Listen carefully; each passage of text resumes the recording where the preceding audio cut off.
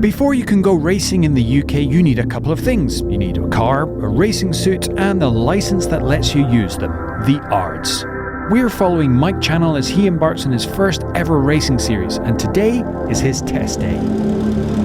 So we're here at the Rockingham Raceway just outside Corby. I'm here for a testing day, but most importantly, I'm doing my ARDS test, which has been the cause of several sleepless nights.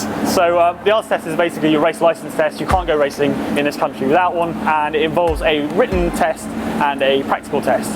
So theory thing about your flags and what you should be doing on track, and then a practical test with an instructor in the car with you who's going to be assessing my performance. And if he's not happy, he's not going to let me go racing.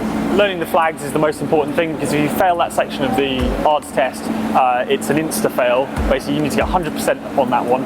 And then in terms of the driving test, Rockingham's a circuit I've never driven before. I've heard it gets quite greasy when it's damp, and it is a bit damp out there. And also, I'll be driving a car I've never driven before. The ARDS test takes place in a sort of road car, and I'm in the 9 AM group, so I don't have any time to go out and do any sort of sighting laps. So there's not a lot of preparation I could do, other than I've been watching a lot of YouTube videos of like onboards and circuit guides. So I've got an idea of which way the corners go, but until you get out in the car and you're there, you know, braking, changing down, all that kind of stuff, it's a bit of an unknown quantity, so I'm somewhat nervous. You can probably tell I'm slightly sort of wired. There are a lot of things making me nervous at the moment, but I'm definitely in a better place than I was immediately after Castle Coombe when I was staring at a wrecked up racing car. Brighton was really useful for me, and yeah, I'm somewhat nervous, but also in a better place than I was. The test itself is a good indicator that you know the basic theory of the rules that will keep you and others safe out on track, and thankfully Mike had indeed done his homework.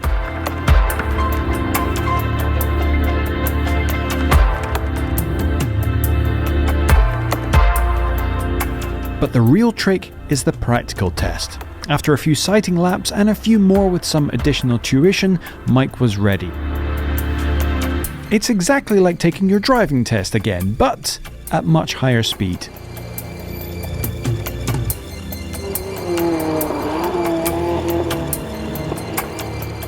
The instructors are looking to see that not only you can make your way safely around the track, but that you show the competence to do so at speed.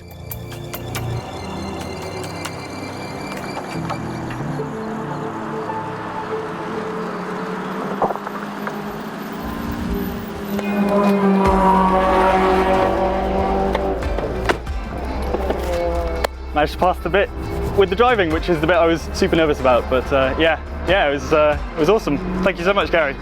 The driving portion was in this delightful Clio, and it was just a number of laps basically, and we actually have had a ton of traffic out here, so it's been quite demanding, because I think one of the tougher things to do in motor racing is being the slower car and being sort of constantly overtaken, so I had to be constantly looking in my mirrors. But for the guys, for the instructors, that's a pretty good testing scenario, because they want to know that you're aware of what's going on, who's behind you, all that kind of stuff, particularly if you're in a Clio and there are a bunch of Ginettas flying around, which is what was happening a minute ago. It's all very safety based, as you might imagine, because they're not really interested in how fast you are, which is good, because otherwise I wouldn't pass probably, but they're interested in whether you can be safe on the circuit.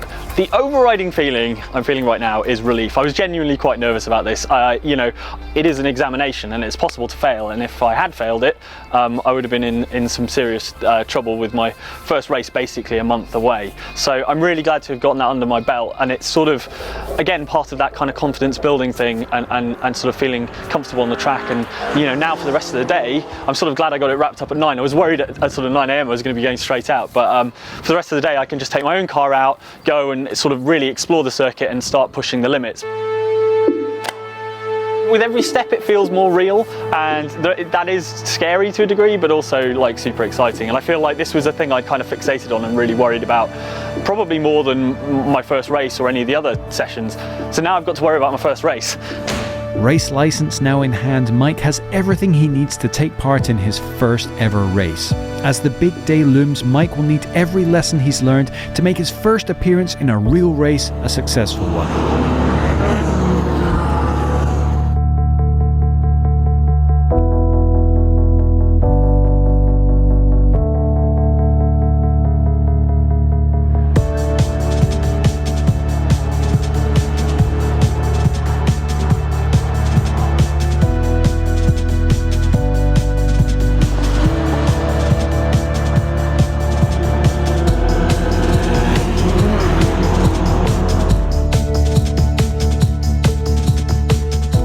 It's been a brilliant day here at Rockingham. I feel like now that I've got the ARDS out the way, I've got a bit of time to get excited. You know, this is where my first race is going to happen, and it's basically a month away, and I'll be a competitor, which is just surreal. It's absolutely surreal. Like, I feel like, definitely in terms of skill level, I'm not quite there yet, but for the first time, I'm now starting to feel like an actual racing driver. It's weird. When we're in a race, we're going to be dicing, and you know, that is going to start from the very first corner. And the first corner here is scary.